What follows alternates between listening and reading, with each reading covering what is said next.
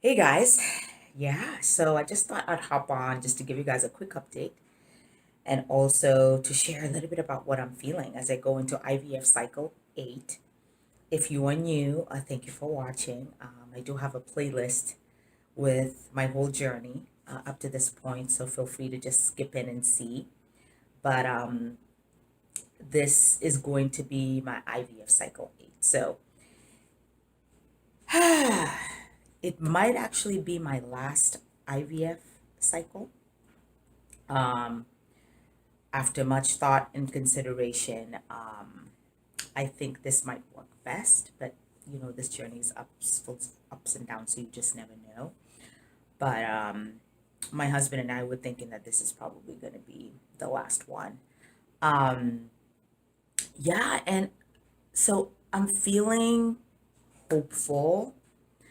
I'm feeling excited. I tend to feel this after the second baseline when I find out that my follicles are growing, and I I get excited about the anticipation because after the retrieval it's very quick. It's like the next day they tell you if it fertilized, and then 5 days later you find out if it made it to blastocyst, and then if you're lucky enough to get that monumental place of day 5, then they test it. So it's just sometimes it feels good to be in that stage as opposed to kind of like the planning stages, if that makes sense. So I'm feeling hopeful. I tend to feel hopeful before each and every cycle.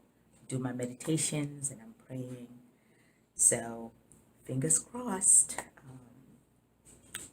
that we get another embryo that is euploid that we can add to the one that we have. Yeah, and I think, every once in a while I get really nervous about the one embryo we have and whether or not it will implant. That is the embryo that was retrieved in October of 2020. Um, it was about 4 months ago. So it's, but then I try not to delve too much in that negative mindset and just to remind myself that where we are as far as the science goes, that euploid embryos do have the most effective chance of um, implantation and resulting in a live birth if they are considered euploid through the PGTA testing. So that's kind of what I'm leaning on.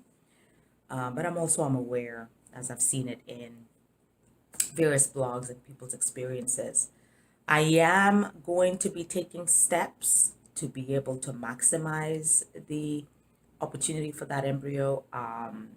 ERA test in particular, I'm going to do the embryo receptivity test, and so analysis ERA.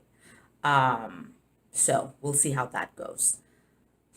Yeah, so the plan as of right now is to do this last egg retrieval and then do an ERA in March, and then um, be able to do the transfer um, in April. So if everything kind of goes well around that time frame. So yeah, we'll see what will happen. So that's the update, guys. Thank you so much for watching.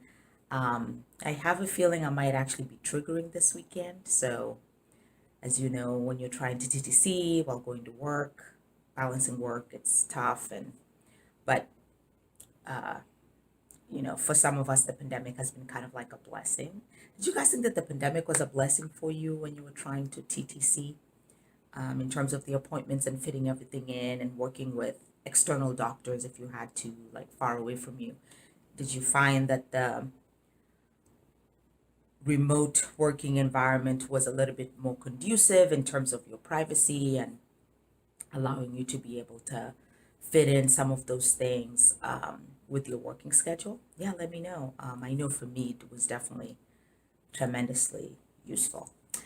So, guys, that's where we are. Thank you for watching, and I will keep you posted. Oh, I forgot actually to tell you guys that how many, uh,